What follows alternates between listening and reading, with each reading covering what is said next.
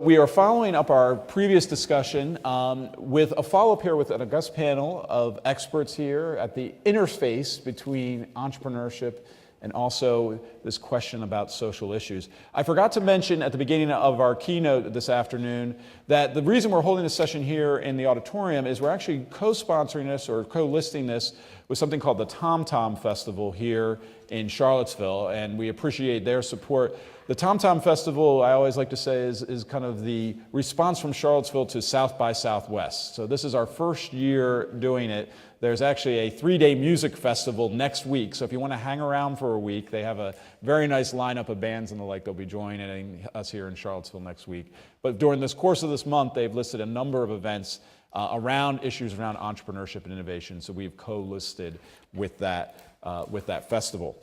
So let me introduce our panel. To my immediate left, we have Andrew Hargadon, who is the Charles Soderquist Chair in Entrepreneurship. He's a professor of technology management at the Graduate School at UC Davis. He's also a senior fellow at the Kauffman Foundation and the faculty director of the Child Family Institute for Innovation and Entrepreneurship. And he has also founded at UC Davis their Energy Efficiency Center at UC Davis. To his left, we have Ronnie Chatterji. He's an associate professor at Duke University. He has spent the last year, before returning to Duke, at the White House on the Council of Economic Advisors as an expert on entrepreneurship and innovation. And then finally, we have Chuck Eesley, who is an assistant professor in the Department of Management Science and Engineering at Stanford University and also a faculty member of their Stanford Technology Ventures program. And I would venture a guess that Chuck was probably the most watched professor of any of us here with a class that's online with 200,000 students? More like 80,000. 80, okay, he's slacking off. Only 80,000 students who... He's also the most honest professor. The K just went down there. Right. Soon to be 200,000. Soon to be 200,000. So to begin with, I'd like to just give each of you an opportunity to just reflect on this question about entrepreneurship for the social good. What's the potential? What are the for entrepreneurs here? So Andy, you want to start us off? Sure, I can jump right into that. Let's see. I think, just as a bit of background, I came at the study of entrepreneurship and the study of social good very much from an innovation perspective. So there's different fields out there and different sort of methodologies. But the one thing that I have learned in the last 5 or 6 years in working with big companies and small companies in what I would call the sustainability space, which includes social good, but also environmental good and the interactions between them, is that innovation does not always equal entrepreneurship, does not always equal social good. And so what we see is, big companies innovating for good or not, small companies innovating for good or not, and very different results. And I think what I probably want to stress, and I'll preface a lot of the comments that would probably follow from my perspective, is that the challenges of innovating in sustainability, meaning against sustainability problems, is in several ways fundamentally different than most of the innovation cases that we have and we teach and we talk about, both in academia and in the public press. So I think I'll save those for when we go through. Why don't we hear from the others first, and then I'll... Sure, absolutely. Ronnie? So first, thanks for putting together the panel, and Andy and Chuck, good to be here with you guys. I think that I usually start with a story about an MBA student, and there's always an MBA student pretty much every week who comes into my office with a plan to change the world. And I really want them to succeed. I really want them to change the world as well, and I want to see the organization that they build do that. But I usually ask them the same series of questions, and I thought that'd be a good way to sort of kick things off. The first thing I ask them is, what is your theory of change? How are you going to create this change with this organization? And what's your unique skill set? What's your unique advantage with your model that's going to bring about that change? And that leads to a series of really increasingly difficult questions. A lot of students at Duke want to work on education and deal with the disparity between students of different races in the US education system. So the first thing I say is, well, are you going to work within public schools where the majority of our students matriculate? Or are you going to work from the outside and try and drive creative destruction, imagined by Schumpeter, from the outside with private schools and charter schools? That choice matters a lot in what comes after. The second thing I ask them is, well, once you do that, how are you going to figure out whether it's working? What metrics do you actually want to impact? Is it test scores? What do you think goes into test scores? And how are you going to account for that? And to get econometric on you, right? How are you going to identify the causal effect of your intervention on those test scores, and not to all the other things that are going on in the community? And the final question that really needs to underpin that theory of change is, once you figure out that you're having an impact in Durham, North Carolina, or in North Carolina, the state, how are you going to scale it? How are you going to take what you're doing there and scale not just the organization, but the impact? And those things don't go one-to-one. And that's been a big challenge for a lot of entrepreneurs trying to create social good. I think those questions are hard to answer. I don't have the answers. I don't think we'll have the answers on the panel. But I know that in the education space, organizations like Teach for America, the Harlem Children's Zone are struggling with those each and every day. And so I at least start to get my students thinking about those questions at the beginning. And whenever I think of things I might be doing in the community, I ask myself the same ones. So maybe those are some of the things we can talk about today. Great. So I think similar to Ronnie's comments, I think this is an area where there's still a lot more questions than answers. And so in that spirit, I sort of have three areas that I see as kind of broad, perhaps research questions that are still unaddressed and I think would be exciting to see some work in. And so I think the first is sort of part of this spirit of entrepreneurship and the social good is this concern that I think a lot of us have and share about whether the best and the brightest amongst our students are really pursuing the most important problems.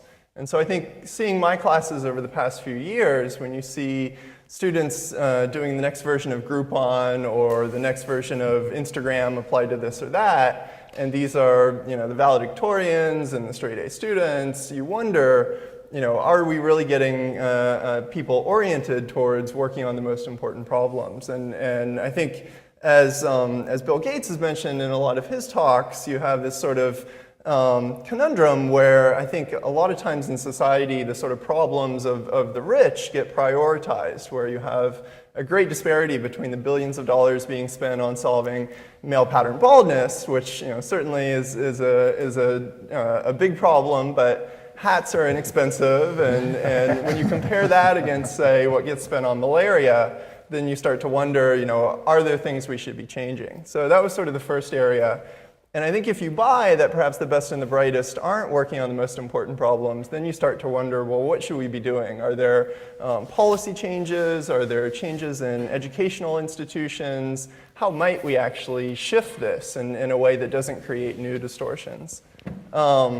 And then the third area that I think might be interesting to get into is a bit of this question of whether we see some need to move both ends of the spectrum more towards the center. So do we need to move perhaps nonprofit more toward thinking about how do you actually sustain this and scale it and make it profitable? Do you also need to see for-profit entrepreneurship move more in the direction of thinking about what is the social value it's providing, and that perhaps that would actually create more successful, more sustainable companies in the long run as well. Yeah. I just actually want to pick up on one thing Chuck said about the best and the brightest. So you hear a lot about this when you're thinking about people going into finance versus engineering and other areas. Are we channeling our human capital effectively in the United States or around the world? So it's a fascinating question.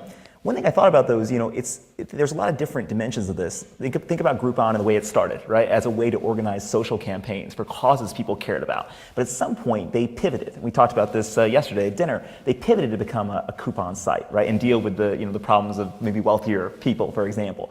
When did that pivot happen? People here know the story most likely, but was it venture capitalists? Was it mentors? Who pushes people in those directions? Who channels and influences our best and brightest into certain directions and certain business models? And the second thing I'd say on that is, you think about Facebook and what they just announced recently, right?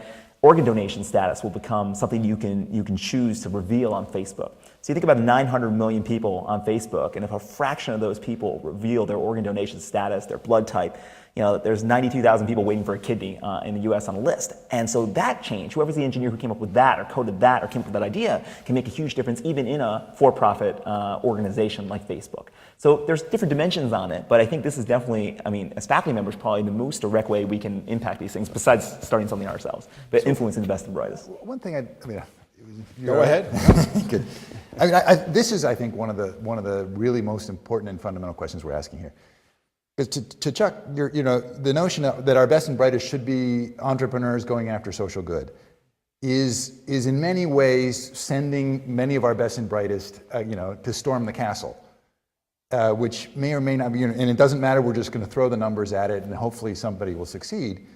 But I think one of the things that we have seen time and again is that startups aren't very good at doing good. For the comment you mentioned, I think so if you look at social good, that tends to be an enormously intrinsic and inherent sort of internal goal that companies set to do. And in many ways they set it because they're going to set aside the profit margin or set aside a high return in order to get there. But then the entrepreneurial process is one of pivoting. And what you see almost immediately is the challenge of we're not making enough money and we took venture capital because as the best and brightest, that's what we're supposed to do. And they're asking us to get a return. And so you get this challenge between pivoting and cause. One way that we describe it is sort of, your cause is your keel. It's what keeps you in a single direction. Your pivot is your tiller. And without one or the other, without one, you don't course correct. And without the other, you just go with the winds. And I think that's one of the things that we really need to be very careful about when we're teaching entrepreneurship is, if really the best thing to do is pivot, then cause-focused startups aren't a particularly good use of their time. Yeah. Well, just to be clear, I wasn't necessarily suggesting that the best and the brightest should be going into entrepreneurship or entrepreneurship with a certain social good focus. I think it's very difficult to say often what the best path is for someone. Rashri Agrawal made the comment the other day that perhaps Bill Gates did more good through creating Microsoft than through the foundation afterwards, and certainly one has enabled the financing of the other. But I think perhaps with so many role models out there in certain established industries, it might at least be our role to make sure that there are role models across a variety of social good and non-social good types of entrepreneurship, and then let them choose what they're passionate about. Yeah. But let's not forget the point Ronnie made, which is, the fact that an engineer within Facebook could make that change isn't, I think, about entrepreneurship so much as the power of large companies. Because at this point, Facebook is essentially a large company, and they're not really an entrepreneur. And once they go public, that status will officially be over. But you can see the impact that large companies can have. And so, I think we're on the same page here. Yeah. But this is where innovation in large companies can maybe do more social good when it's well directed because of the scale that they've got. Right, and this is actually a connection to our research to build on Chuck's point. We saw a lot of papers today about the balance between sort of what corporations do and what startups do when they work together, what kinds of problems they solve, what kinds of outcomes they reach. If we could do that mapping in the social space, where are big companies going to be really successful? Maybe in areas that require a lot of scale, lots of coordination, they might be successful, right? And where areas and entrepreneurs are actually going to be more successful, where we actually need disruptive innovation, maybe we could direct our students in such a way to say, look, if you really care about this issue, here, this is the company or this is the government you should work for to make that happen. Because government's also part of this, I think, too. But if you really want to disrupt the system in the way and care about another set of issues, maybe business model innovation on the energy efficiency side, the way O-Power is doing, then you need to start a company to do that because the incumbents, their incentives aren't aligned. And that would be a really nice sort of, because I feel like our students get excited about social issues, but they don't always, there's not a great taxonomy about which kinds of business models, whether it's incumbent organizations or new ones, that they should use to pursue it. So maybe that's a research and a teaching kind of a lesson. So let's talk a little bit about the mechanisms here. And I'm going to give a concrete example here, maybe force you into an uncomfortable spot. GM. Now, there's many reasons that the government bailed out GM about job preservation and the like, and the economy of Michigan and the like. At the same time, there was arguments being made about a transition to a greener future in automobiles, in particular towards electric and hybrids and other alternatives. If we just take it on that alone, would it be better for the government to spend $40 billion bailing out GM, or to take $40 billion and fund 1,000 entrepreneurs who are pursuing alternative vehicle technology? So having just studied several automobile companies on this very question, unfortunately I have to say unequivocally, there is no small startup car company that will make the kinds of changes we need to make at the scale we need to make. If you look at Tesla, look at Fisker. Tesla has not even achieved the production volumes that DeLorean had, and they're at risk. Fisker is the same. You can't go from 0 to 1 million cars in that kind of speed. And if you look at the market, what almost every car company will tell you is they don't see the internal combustion engine going away until 2050. And that will be long. It'll be various improvements until they get to the point where everybody has to put a hybrid in. And then there will be various improvements on that before you really truly get to the all-electric or anything else. And if that's the case, then if GM goes away, the other car companies will simply fill in that space. You won't get a car company up to the kind of scale that would ever make a dent. I put that out there, but I think we just have to be really sanguine about what can be done at what scale. The promise of entrepreneurship is going to differ by industry. I'm sort of with you. I mean, there's some industries where you think that entrepreneurship, 100 rays of light could actually make a huge difference, and other ones, because of scale economies, it's really difficult. Steve Klepper has a great history of the auto industry and how it evolved, and you could see where those shakeouts occurred. There are other areas, though, where exactly the strategy you're talking about could really work. I'm not sure that the car industry is one of them. There's also the issue of supply chain, right? If they had let one of the major companies or two of the major companies go down, what would happen to the supply chain? How would that evolve? And would that have hurt those 1,000 bets they were going to make on the VC-backed companies as well? So I think the car industry shouldn't distract us from the idea that different industries have different characteristics, and the promise of entrepreneurship, just like on social problems, is going to differ by the industry or the social problem. I don't think there can ever be a one-size-fits-all answer when it comes to entrepreneurship or incumbent firm models. And I would probably only add that these technological trajectories and projections are very difficult to make. And so, I'm sure probably the horse-drawn carriage might have had similar projections about the automobile in the beginning. And so I think it's difficult to say. I mean, the policy objective might have been to avoid sort of the collapse of the supply chain and the unemployment that would have resulted. And there, kind of having a set of many entrepreneurial firms might have done more to soak up sort of unemployment and generate new jobs in the medium to longer term. So let's get back to the government here and the role, maybe broaden out, public policy or other institutions can play in influencing this direction of innovative activity. And when I've been talking about the clean tech industry, I've asked many audiences, what's the number one innovation in energy in the last 10 years? And my response is fracking. Right? Now, as we talked about in the previous keynote, there's a lot of concerns about fracking, and this might not actually be a social good at the end of the day. But when we think about what is the role of government or other policy institutions of influencing the direction of innovative activity, we also have a recoil when we think about things like corn-based ethanol. Right? So how do we manage this notion of the world is uncertain and we don't know which way technologies are going to go, but we kind of want to force them one way versus another? So play off you. Yeah. Okay. So I mean, this is going to be the $1 million question, but so Josh Lerner's book has been really influential on me in terms of thinking about the role of government in supporting entrepreneurship, and I think this also applies to social entrepreneurship. And his essential argument, which I've seen in action in the government, is table setting. What the government does really well and can do really well is setting the table for entrepreneurial activity to flourish and economic growth to occur. What does that mean in the context of the U.S. today? One of the things I think you got to focus on is STEM education, and maybe add another E for entrepreneurship if we figure out how to do that and call it STEAM education, right? So if you focus on science, technology, engineering, entrepreneurship, and math, you give people the skills to start companies in many of these knowledge-based industries. But even if they don't start a company, they can be more effective at their work. So I think there's a lot of reasons to focus on that. The second part I think is sort of the infrastructure, and we used to think infrastructure like highways, airports, roads, things like that. The mobile internet is really the infrastructure that has the most potential that I can think about. But if you think about spectrum and the scarcity of spectrum, making sure we have, and it's very technical and sometimes difficult to comprehend, making sure we have spectrum available for that next generation of innovators to play on the mobile internet is key. And that's also very controversial because there's ownership rights on those different spectrum and how you allocate them by auction or other methods. Those are the kinds of things that often occur in the background that are what they call pay-fors in a lot of these legislations because they raise money through the auctions. They're incredibly important to entrepreneurship, but completely under the radar of most people. Some of the things that rise a little further are patent reform. The America Invents Act that the president signed is a good example of that.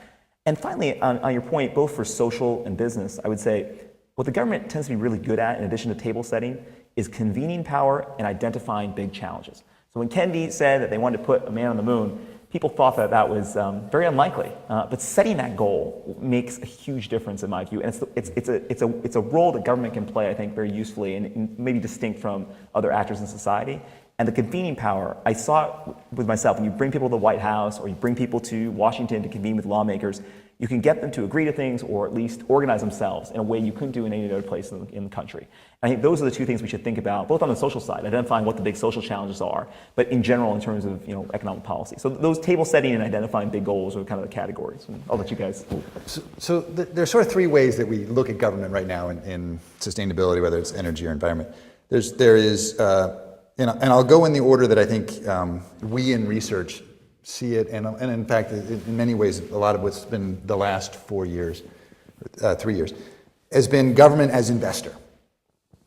Pick areas in which we're going to throw research money, and in sort of the old Vannevar Bush endless frontier notion that if we invest in basic research, the right ideas will fall out and we will have the breakthroughs in the end.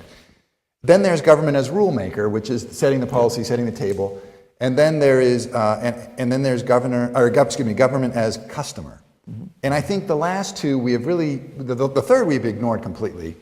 The second we have really politicized to such an extent that we don't recognize the government is already the rule maker. We're already playing under the rules. We're simply trying to change the rules.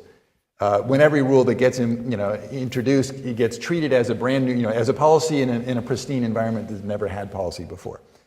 So I think we need to be more confident in our policy making that we are already a policymaker and we're simply shifting that ground a little. But the third piece is government procurement. If you look at almost every list of the top government-funded innovations, the internet, radar, penicillin, the jet engine, all of these innovations that we claim were actually procurements. They weren't funded research. They were funded implementations of really extant technologies. There were technologies that were out there. Sonar, radar were about 20 years old before World War II really was the mass investment. A lot of the space missions were actually procurement.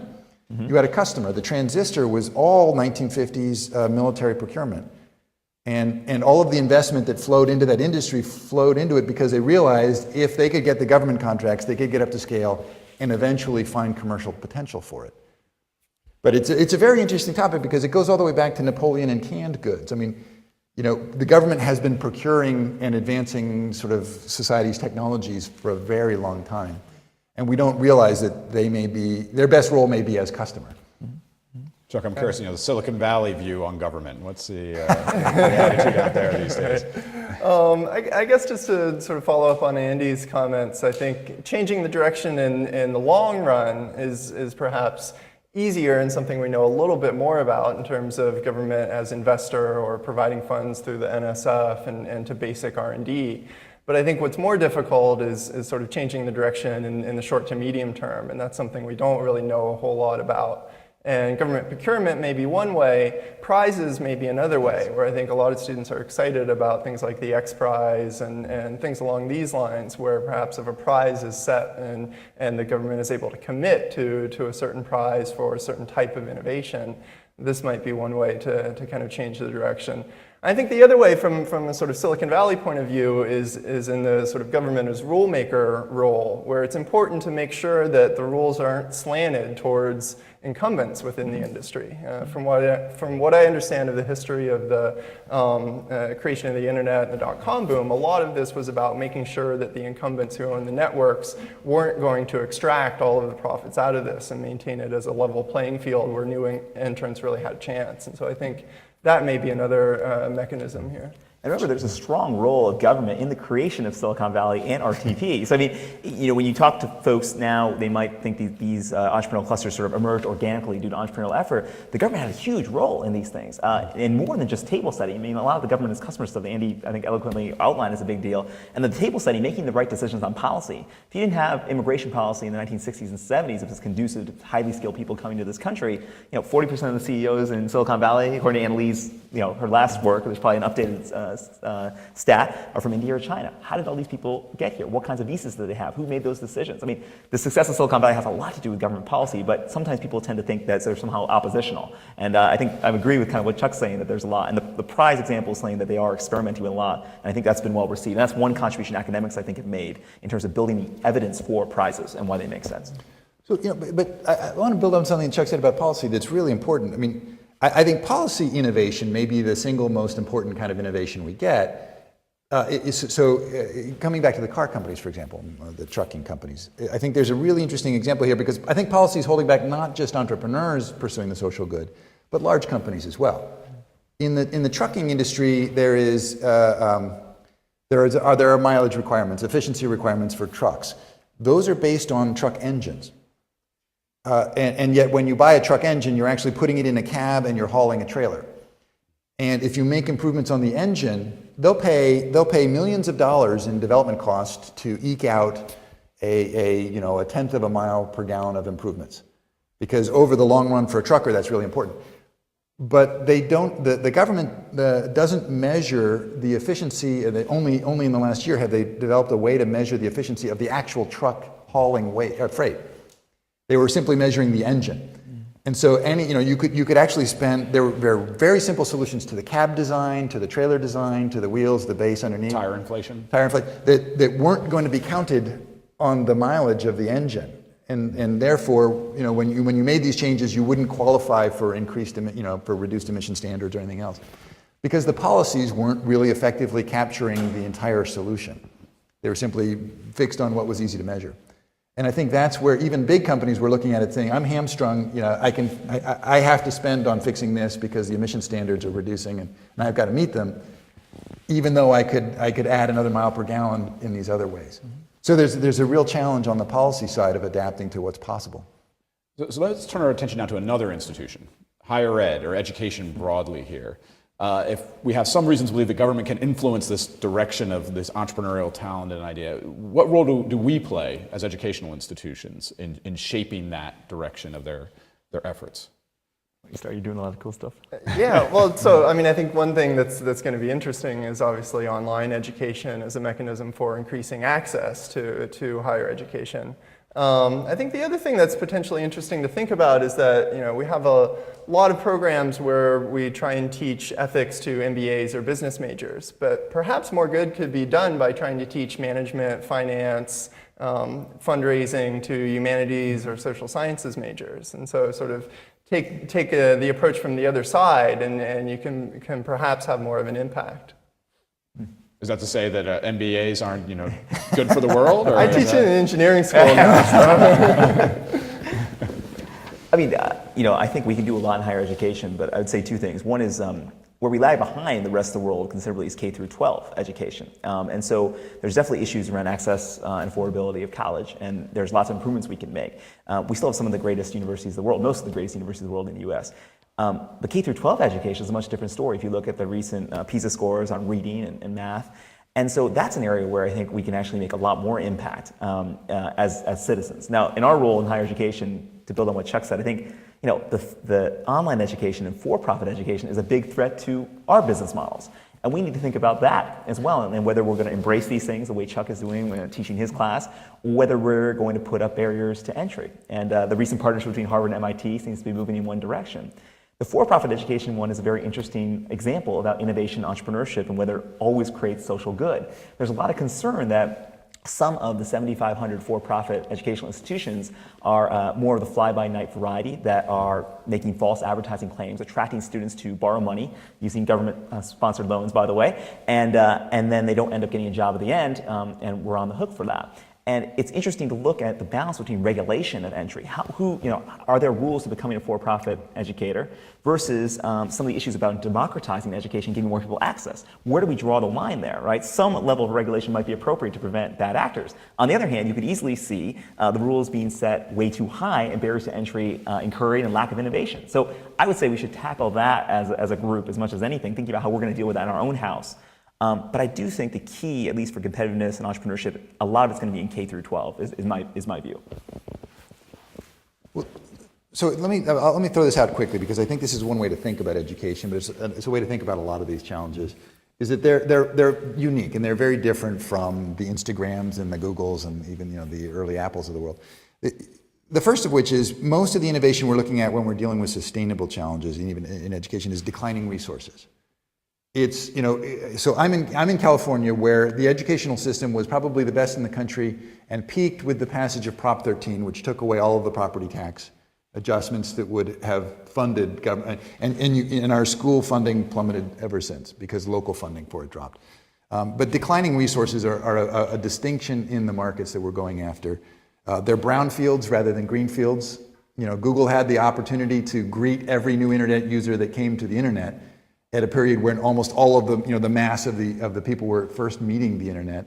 It helps to have arriving customers because then you can shape their behavior. When you're dealing with education, we have a massive brownfield infrastructure that we need to support. And the fewer students go to public schools, the worse it gets because we're still needing to support them. You've got enormous amounts of uncertainty, not just technical, but policy uncertainty associated with these challenges because they're such policy environments. And we have scale, not to forget the fact that we have enormous scale issues. And some of the things you see is, you know, any one private school could be fantastic. When you ask that private school to then become 1,000 private schools just like it, you know, it's the problem that all sustainability has, which is that, you know, the dose is the poison. Once you get up to a certain scale, any fault or flaw becomes toxic, and you get crushing student debt. You know, if it was just one school, it wouldn't have been a problem. So you have these scale issues, and then the last one I found is the breakthrough bias, which is the notion that there will be a single great idea that gets us out of the problem. In education, if you look at, you know, back 100 years ago, John Dewey was trying to reform education. The pragmatists were trying to go at this problem, and already it was a brownfield problem, almost impossible to change. And so I think the solutions that we need to be looking for are going to be, you know, the kinds of solutions that a single entrepreneur. I love entrepreneurship. I fund it. I invest in it. I direct it. But I have a real concern that we match it to the right level of problems that we're dealing with. And things like education are going to be a challenge if we don't come back to your notion of, well, what are the criteria? What are you trying to change? And what's the challenge that you're going after? And Scott Stern mentioned yesterday about creating this environment. He was talking within firms, but I think systemic is also useful, of experimentation, hypothesis testing. We need that in education more than most places. If you think about sectors that have been revolutionized by the adoption of IT, you know, education isn't yet one of them in terms of increase in productivity and outcomes. I'll give you an example. My mother's a teacher, and they have a smartboard in the classroom. No one really knows, there's no scientific evidence about whether smartboards or the content within them actually increase student outcomes. But there's initiatives in US states to put one in every single classroom. Why are we putting smartboards in every single classroom if we don't know whether they work? And if you look at, there's 3 major companies that dominate the educational technology market. There's a lot of startup activity too. One of the issues they have is selling to schools. There's not a great infrastructure because it's very hard to demonstrate value. And so we have a lot of issues in educational technology that call for some sort of coordination mechanism. It doesn't need to be government, right? And some of the things that the Obama administration did on this and I worked on was to create a League of Innovative Schools. This league would actually test new technologies, and we were trying to get them in the spirit of academics to do randomized controlled trials on different types of technologies, figure out what works and what didn't, and then adopt the technologies that worked. And the great thing is we have Common Core standards across many states now, 40 to 50 states, so you can actually assess what works.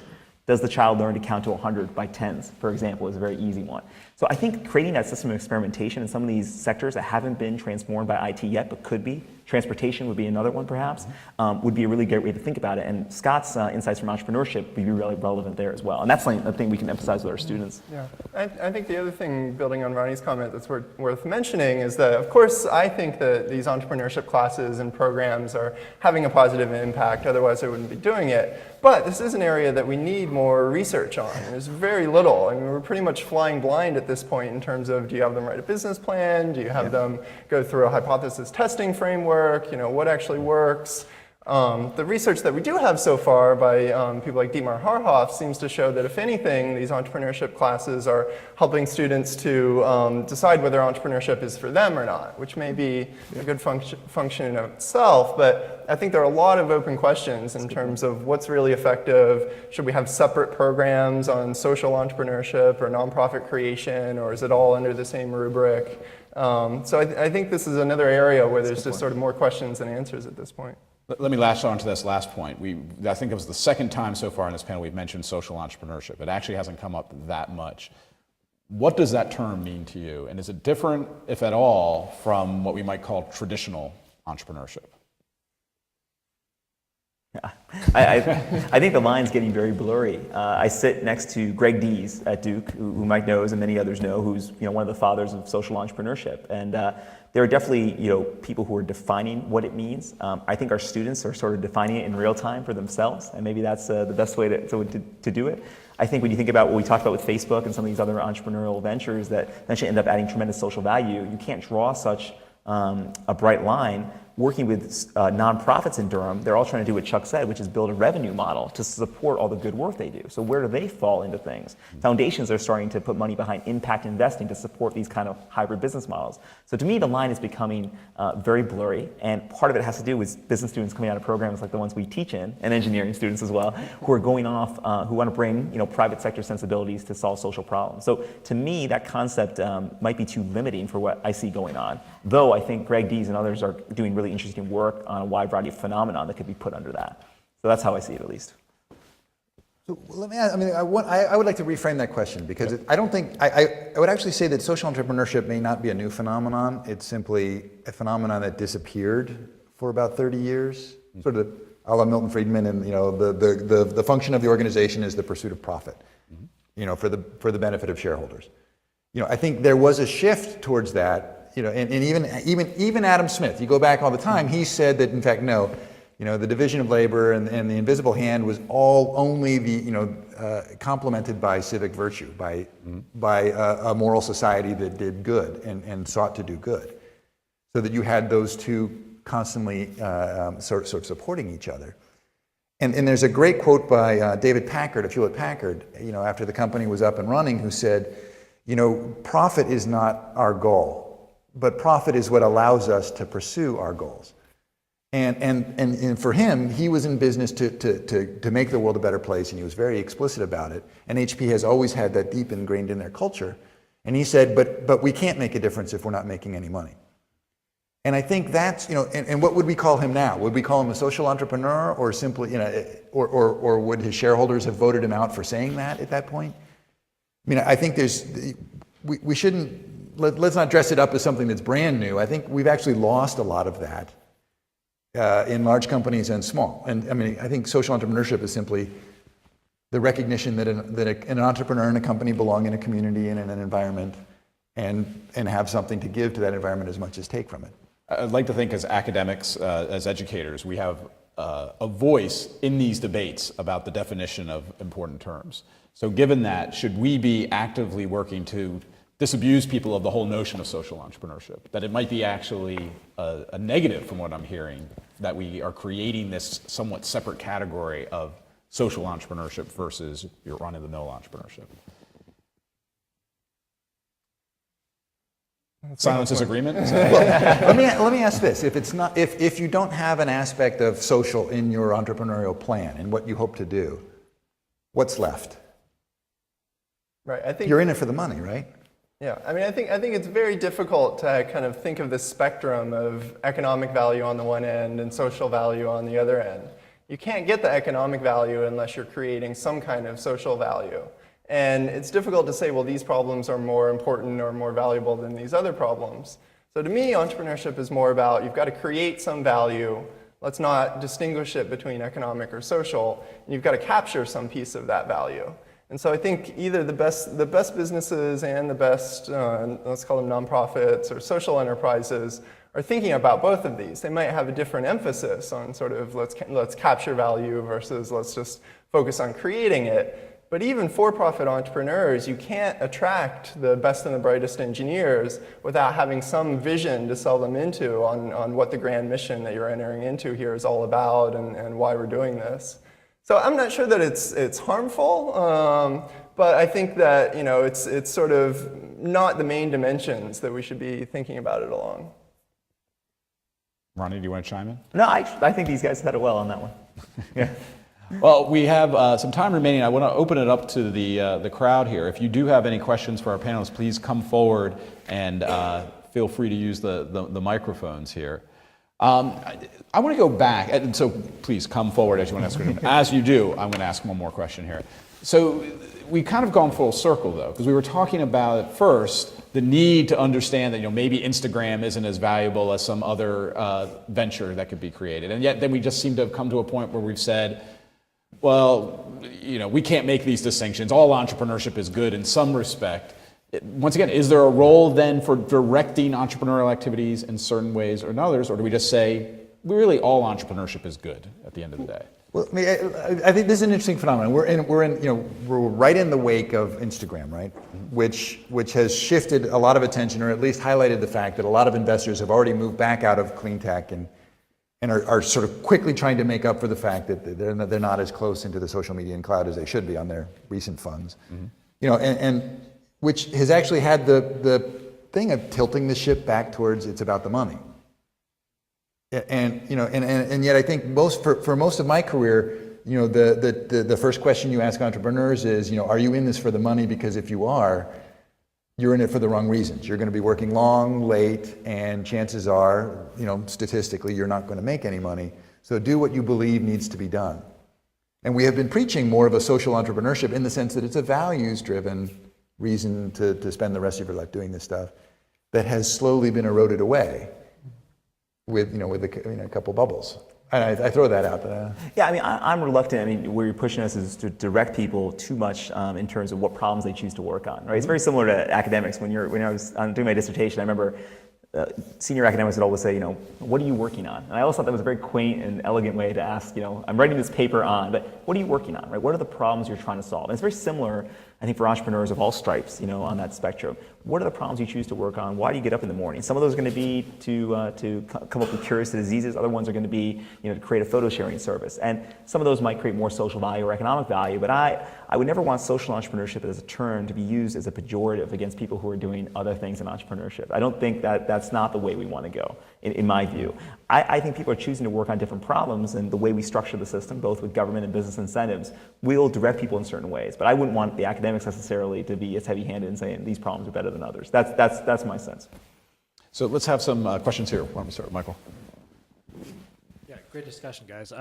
So my question goes back to a much earlier part of your discussion where you're talking about, I guess particularly Andy, talking about the ability of large businesses existing, incumbent businesses to scale to solve problems versus entrepreneurs.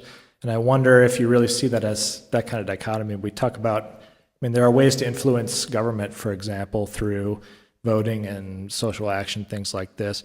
But do you think that that's really possible to have those companies expect that they will take those opportunities and scale to solve social problems? Or are entrepreneurs who maybe are throwing themselves into the fire and doing so needed to spur those companies to pay attention to those issues? For example, you can make an argument that anybody who had influenced Walmart to go more green has really moved the needle, even if they don't exist today. But I'm just wondering, would Walmart do that without those people? This is a really important question. Yeah. And I think, and the answer that I would propose is, it depends. For example, A123 was a very media darling, a wonderful, brand new, innovative battery company. But the fact is, battery companies don't drive the bus. The customer says, I want a car that will get me here to there. I don't want to worry about range, and I want to worry about this acceleration. And that determines what kind of a car they get. And if they get an electric car, it determines what kind of driving profile they get. And that determines the motor, which in turn then drives the design of the battery. And one of the problems that A123 had was that none of the major car companies putting electric cars out there wanted to be told what kind of a battery was best for them. And so you end up, and they also wanted to know that if they went with a battery vendor, that battery vendor could deliver 1 million batteries a year if they needed it. And so you had this problem where no startup was going to be able to break in and immediately deliver the kind of volumes and reliability that the car companies would need to make electric cars. But on the other hand, you get IT where, 3 guys can deliver a solution that serves 1 million people in the first week, 10 million by the end of the first month, because that scale issue isn't there. So I really think this is where we need to get much more fine-grained in our appreciation of the problems that are being solved to understand which ones are best solved by entrepreneurs and which ones by shifting policy incentives for big companies. And to build on that, the A123 example is great. So think about more sort of maybe on the social entrepreneurship spectrum purely, if you want to use those words, Teach for America, Grameen. It's really hard to scale some of these organizations. Those are 2 that have been successful, and I've been trying to figure out why it's so difficult. One of the reasons I think is if you think about Wendy Kopp and Muhammad Yunus and these other very telegenic, almost evangelical founders of these different organizations, it's hard to replicate them. it's hard to build outposts all around the country, all around the world when you just have one Muhammad Yunus and one Wendy Kopp because of the nature of how those organizations sprouted up. So I think one big issue is professional development in social entrepreneurship, specifically in those kind of enterprises, to make sure we can scale. Otherwise, it's very hard to take a good idea that's working somewhere and put it other places because so much is tied up in the leader. And the other thing we haven't talked about really at all today is sort of access to capital for kind of these hybrid ventures or social entrepreneurial ventures. There's not really great capital markets for a lot of these kinds of things. And one thing they're struggling with now is how to build the infrastructure to support non-traditional ventures that have social impact as part of their mission. And that's a mix of government policy, but also philanthropic capital that's supporting that. So that's a whole other discussion. But both the leadership gap and the problem with scaling, also financing, those seem to be the two issues in trying to scaling organizations like Teach for America and Grameen, which are two of the, I think, the exceptions that have been successful in scaling. I think there's one interesting problem that's worth mentioning here, where I do think that the sort of Scott Stern, Gans and Shu framework of thinking about, under what conditions might you want to partner and cooperate with the incumbent firms, and under what conditions might you actually want to compete in the product market is a useful one. But I do worry that we're getting too many, especially young entrepreneurs, focused and fixated on building something relatively small and then flipping it and getting acquired. And I think that perhaps there's a lot of, this is another open, interesting research question, but perhaps there's a lot of wasted effort there where it would be better if they were focused more on building an actual business that could survive in the long run and be successful, and not so much on this sort of style of let's build something small quickly and then get sold for a relatively smaller outcome. Thanks. It was kind of interesting to see the discussion about, should we use the term social entrepreneurship? And we all agree, regular entrepreneurship can do a lot of social good, and Bill Gates was good and so on and whatnot. But I think what's interesting is to think about the distinguishing cases, right? Many entrepreneurs make money and you need money to do it, but there is this niche of things where you can't make money. How can we get people to still do it in those kind of cases, right? And that's what makes the social entrepreneurship different from regular money-making business, because a normal rational person wouldn't do it because it doesn't make you money, right? So it's whatever we call it, but these kind of activities, these kind of problems that need to be solved where there is no way of making money. And how can we encourage people to do it? Maybe it's the government having to push these things, like in education. Maybe it's drawing on these non-financially irrational things that entrepreneurs do.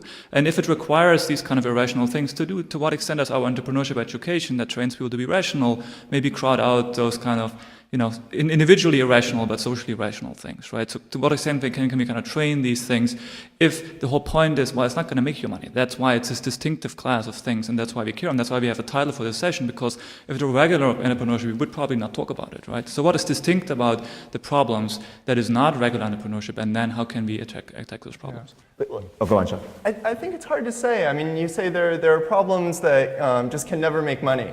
And perhaps that's the case, but perhaps it's also just, perhaps it's more simply the case that there are problems where we haven't figured out yet what the right model is, and that it just takes some time and perhaps some experimentation and creativity to find a business model that actually works. And this may have been, in the case of Grameen Bank and microfinance, this was certainly an area where the conventional view was, this can't be a profitable sector. But it might be the case that we at least need some who are willing to undertake that uncertainty and risk and experiment with things in a kind of nonprofit type setting until some of that gets worked out. And so I think in those cases, things like that might match investors and those types of entrepreneurs, like the B Corp type of idea, might play an important role. I totally agree with Chuck. I mean, so Henry, your point's well taken that there might be this space where there doesn't look like there's profitable business models. But I think that one is we can go and find out and channel energy to those places and see, right? And two is, it might not be, maybe it's not a charismatic entrepreneur who figures it out, but maybe government policy shifts in a certain direction. So in the UK and the US, increasingly, they're having these social impact bonds, right? Which basically allow you to pay for social impact. So think about something like reducing recidivism or race of domestic violence. There are ways now for these organizations to raise capital through these social impact bonds. There wasn't necessarily a model before those policy instruments came into play. There might be spaces where it's very difficult. Maybe that's where the line is between government and entrepreneurship. But I do think the frontier is yet to be reached, and maybe we can do discovery and also change some of the incentives and create those spaces. So I see it very similar to Chuck on that point.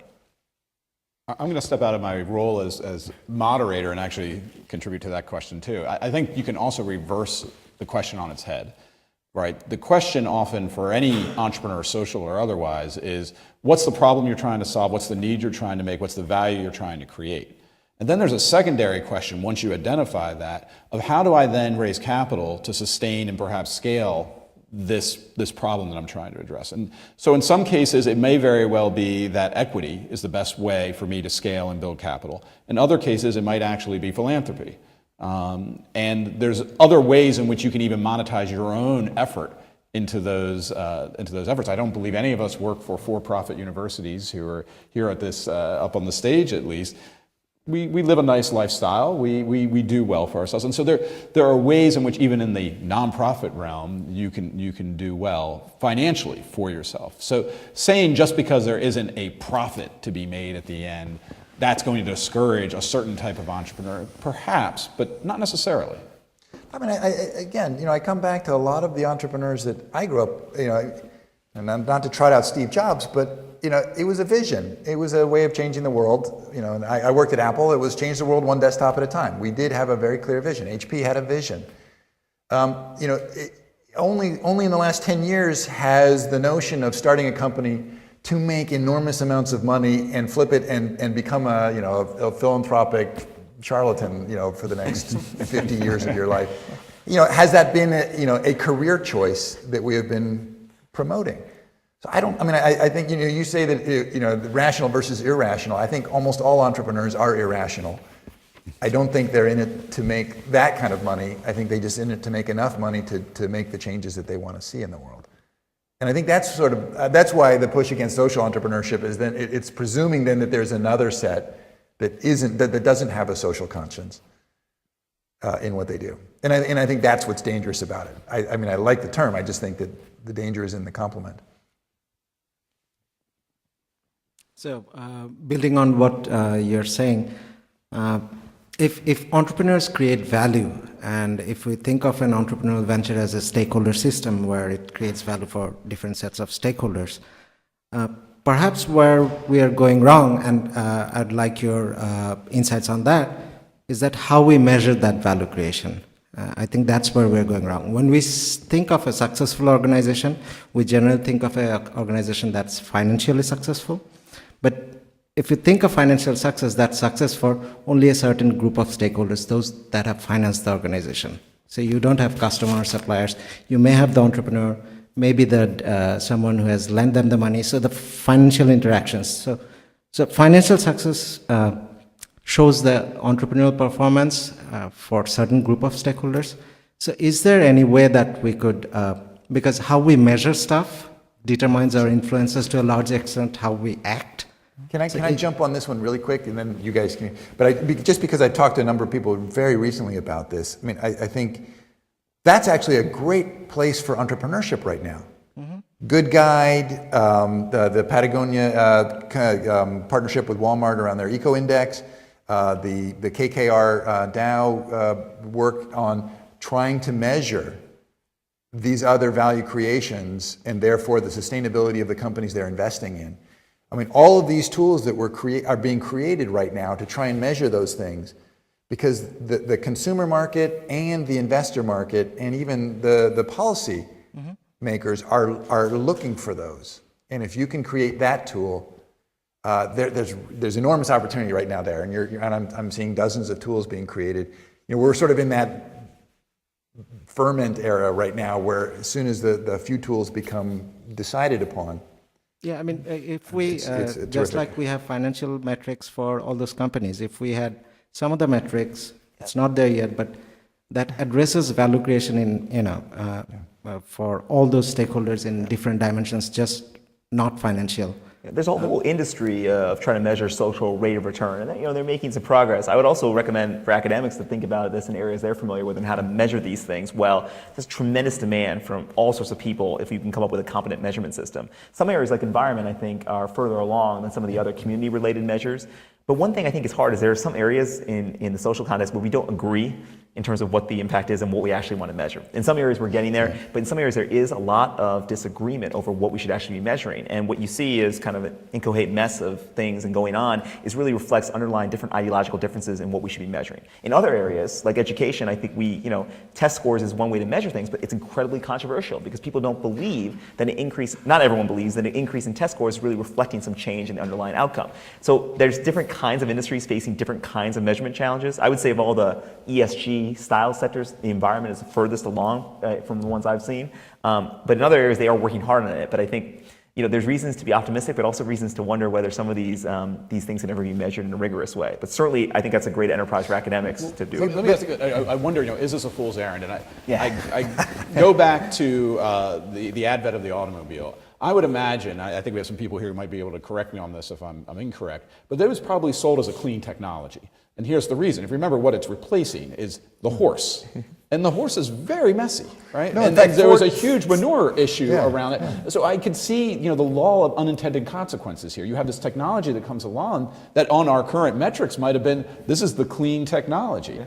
And yet, as we know, there were these huge externalities that were created and spillers that we didn't foresee. We didn't foresee, global climate change being an issue that needed to be addressed back in 1900. Well, oil was developed first to stop killing, well, not because it stopped killing whales, but the killing of whales was so expensive that, hey, we can crack petroleum into kerosene and we don't need whale oil anymore. And, and that's what sort of really started us down that road. Save the whales, kill the planet. But but I think, but to this point, so I had a really interesting conversation with a president of a utility who had to make the decision not to invest in a new coal plant. Essentially, it was not to agree to a 30-year power purchase agreement to a new coal plant. And he looked at me and I said, the reason why is because I don't want to be the Philip Morris of 30 years from now. 30 years ago, Philip Morris was, no, smoking is good for you, but the memos were circulated. The smoking gun was out there. And they look at it now and they think, that's a liability that's going to come back to me. So, measurement is one thing, but the common law is another. And when you start to get precedent for people being sued for doing damage that they knowingly did 30 years ago, now you're talking about, now insurance companies change your cost of premiums and your capital, your banks change your cost of capital because they're starting to appreciate the liabilities associated with your behaviors. This is how we've priced oil companies. We look at their reserves, how many known reserves they have, how much unknown. Aspen Ski Company, Auden Chandler is doing a great job of showing, well, wait a minute, if global warming comes, we're going to have 40 less ski days per year. What does that mean for our bottom line? And at one point, should we, is our price going to start to be discounted? And that's what's happening with Nike and Patagonia and others as well. But your point you brought up with rigorous, and then I'll shut up for a second, is have you looked at how they actually do the ratings, the credit ratings of companies? It looks rigorous at the top, but that's a law of large numbers. If you ask enough dumb questions and you give enough very qualitative answers, subjective answers to it, you add up to something that everybody has agreed to believe in. And the fate of Greece and Italy and other, and Portugal rest on those ratings. But at the bottom, they're just as arguable as did a student learn from test taking or not. So the measure is, if it's accepted, it will work. So, Mike, thank you. This is the first time I'm at University of Virginia, and yesterday, sitting at under the rotunda, as a very grateful immigrant, I was feeling the sense of awe and reverence that I was in the land of Jefferson, right?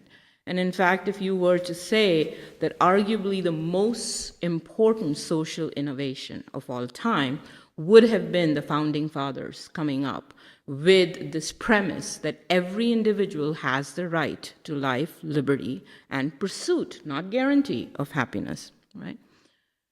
So, and in fact, it unleashed social welfare of the kind that we've never seen in world history for the next 150 years. This relates, of course, to this critical issue of the role of government, which is the legal monopoly on force, as it should be, in a society. So I guess my question to all three of you is, what would Jefferson say on this issue of entrepreneurship and innovation for the social good, and in particular, the role of the government as an investor, as a rule maker? I really like that context, and as a customer. Let me just warn the panelists. Here at the University of Virginia, we speak as if Jefferson still is alive and walks these hallowed grounds. So It's like the Phantom of the Opera. tread carefully.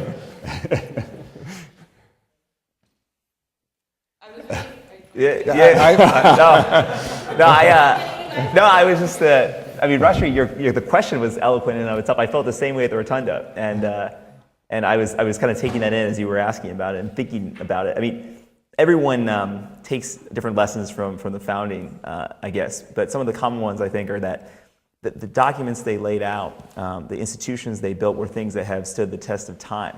That's been the most amazing thing to me, that the institutions were flexible enough to accommodate so much technological, societal, economic change.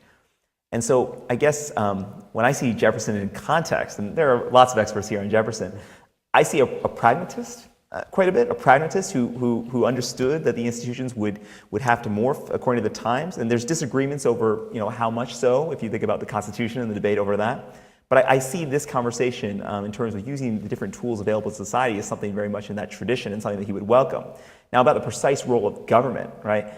I think it's very difficult to imagine the Founding Fathers comprehending all the different kinds of challenges that we're thinking about today. But they certainly prescribed a rather limited role for government in solving these social problems. So I think if you actually ask them, I think that they couldn't have imagined how many things we're asking government to do today. I don't necessarily know if they would necessarily be right on all those things, but I do think that they imagine a much more limited government probably than what we have. So I think that's the honest answer from my point of view. But I do think that almost to a person, each of the Founding Fathers was a pragmatist too, who may have, if we had a time machine and could have lasted, would have perhaps also adjusted with the time. We'll never know, but that's kind of the way I view Jefferson in particular among the Founding Fathers. But it's hard to say they would have stressed a much smaller role of government without recognizing that they would have anticipated a much larger role of community. Well, that's right. And sort of civic virtue again, in the role of church. Yeah. Yes. Because even their Yeah. I mean, with the time machine, there's several assumptions laid in the arguments here, right? So that's only one, but it's difficult to know. Absolutely. Mike, what do you? I was just going to add one little tidbit. It doesn't really add to the conversation, but if you weren't aware, Jefferson was actually our first nation's patent official. Yeah. So first patents filed in the U.S. were signed by Jefferson himself. I think you're right. I think Jefferson was a man who very much believed in science, the value of science, believed in the value of innovation, and thought that was a very important contributor to the future growth and success, not just on economic terms, but in terms of the larger ambitions, I think, for the country. At the same time, he was one who was very much, a states' rights, less federal government intervention and the like. So, I think he would agree to the aspirations, but maybe not the mechanisms that some would suggest. Yeah.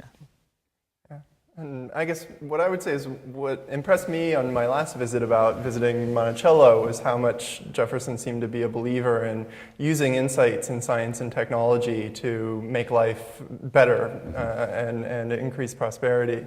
And so I think what inspires me about entrepreneurship and the social good is that it's this mechanism that people can both create value for society, but also move up in society for themselves. And so at least what I would like to think is that, I think one of the most important things is making sure that these kinds of opportunities are open to everyone, and that the immigration policies and educational policies make this something where people can continue to come to this country and pursue their happiness.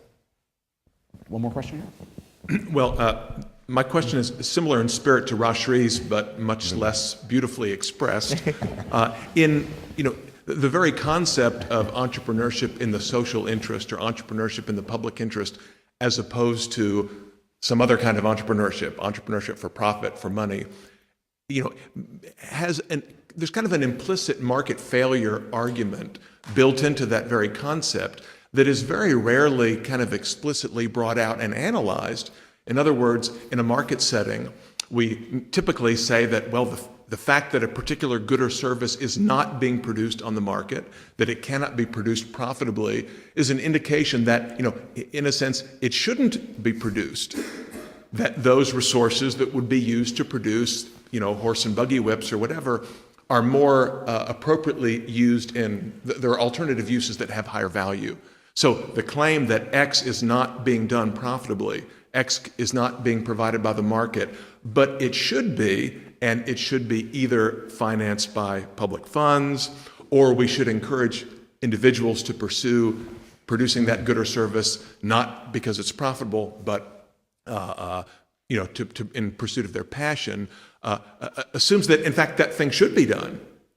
Right? Of course, there are many goods and services that can be produced and are produced on the market, but don't make money. We would view those as kind of an indulgence on the part of whoever is funding these activities. It's sort of consumption, but it isn't adding to social value. So, in other words, is there a way to make these market failure arguments more explicit so that they can be addressed and perhaps challenged? Maybe there are some so-called social ventures that really are not adding to, they're not adding to the social good simply because we attach that label to them. Let me rephrase that question, because I think this is a really interesting one. It's almost as if you're asking, is the market, if something is not being done, is it a failure of the market in terms of the structure and value of it, or is it a failure of the imagination of our entrepreneurs to have come up with a way yet to make money solving that problem? We were happily without the fax machine. We never thought it was a market failure that we didn't have a fax machine until somebody profitably developed it. So, and same with Google and all these other things. But it begs the question whether, are we abdicating the role of policy simply because we're thinking that social entrepreneurs should be fixing all our market failures? I'm bastardizing your question, and I apologize for that. But I think your question is a... And I'm just using market failure in the technical economic sense of externalities and public goods and so forth. It's assumed that those must be present to justify doing this thing even in the absence of profitability. And so is there a way to bring those out and make those assumptions more explicit? I'll go first. I guess I go back to my sort of are the best and the brightest working on the most important things, and this sort of contrast of the amount of money that's spent on baldness drugs versus on malaria. And so I guess I sort of hold the question up to that light, and perhaps it's a failure of imagination that if enough creativity was applied to the problem of malaria, someone would find a profitable way to do it. But on the other hand, it does seem that the system sets it up such that certain the richer people's problems are going to get prioritized because there's a more clear, easy market, and that's going to draw more attention there. So I do think there's some role of policy and of the government in correcting for some of these imbalances around the edges. Yeah, just to close, I would say for our students who want to go into entrepreneurship to create social value, I give them two pieces of advice. One is that there's 1,100 nonprofits in Durham, North Carolina, where I live, and a lot of them are doing the same things. A lot of them are redundant, but there's no way to really figure out who's doing what right and who's not, so they persist. And it'd be a lot better if we knew which ones were working better and we could fund them, and some people cooperated or exited. But we don't have that kind of system. So it's not immediately clear that any of these nonprofits, just starting nonprofits, creating social value. That's the first thing. And the second thing is, it's not clear that while social entrepreneurs often are going in the cracks between market failures and government failures created by government underserving or markets failing, it's not clear that's the only way to change the world. I think we talked about the patent official who reduces the amount of time it takes to get a patent from 35 months to 20 months. That person's changing the world as well. The guy at Facebook who figures out a way to code organ donation status and make it ubiquitous, that guy's changing the world. And the social entrepreneur who starts Teach for America is too. So I think giving our students a menu of options and also in our research, think about multiple ways to change the world, that's kind of the approach. And then you also give a much more theoretical underpinning to these ideas of entrepreneurship, social and economic value. Are there any innovations or entrepreneurial ventures that you would say are just socially bad? Unambiguously socially? Yeah, unambiguously, I've come up with a new cigarette that will addict 16-year-olds very easily to. Well, people have been debating financial innovations for a long time. People have been debating financial innovations for a long time along these lines. Yeah. Derivatives is, incredibly broad, right? Subprime mortgages, right? But no, to your point, people are saying derivatives. Paul Volcker once said the last useful or last socially valuable financial innovation, I might get the quote wrong, was the ATM. But there's been a lot of stuff since then. And people in finance will tell you a lot of stories about why those things are valuable. So I think before I would decry any innovation creating no social value, I'd probably have to either come up with a very extreme example like the cigarette that you mentioned, or really know a lot about the underlying products. Because even subprime mortgages, there's a lot of arguments in the run to the crisis about, so value of democratizing credit, right? And you've seen this with credit cards too. On the other hand, we've seen the incredible downside of those innovations as well. But to say no social value whatsoever, that's a pretty high bar in my view. I said one last question, but Sharon had been waiting very patiently. I didn't see her sitting down, so we're going to do one more, and I hope you will bear with us here. Actually, thank you. It's sort of been the joke between Andrew and I. I've always had the last question that hasn't been able to been asked. So he said, I'll signal him. So it's interesting that Rajri had mentioned being here and the feeling of Jefferson, the presence of Jefferson. And for me, where I actually began to sort of be very influenced and had a lot of thinking on this public policy and government is I've spent some time in a communist country recently. And it's a communist country that's changing, as many of them are. And one would think in a communist country, government absolutely influences entrepreneurship, sets the table, if you will, all these questions, these propositions. And in fact, what I'm finding is it's the opposite.